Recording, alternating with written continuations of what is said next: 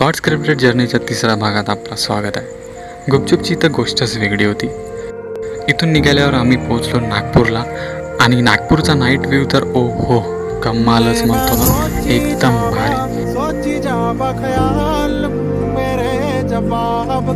आपल्याला नागपूर बहुत आवडतं, अगदी मनापासून.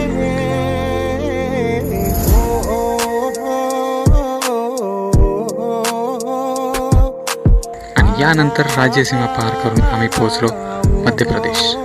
पचमढीला जायच्या अगोदर चामसावलीला एक भेट नक्की देऊन जातात. म्हणजे असं समजून घ्या की ट्रॅव्हल करणाऱ्याची आराम करायची जागा. आणि इथं जितके पण गाड्या आहेत ते सगळे पचमढीला जाणारे होते. आणि इथं आहे श्री हनुमानाचं मंदिर.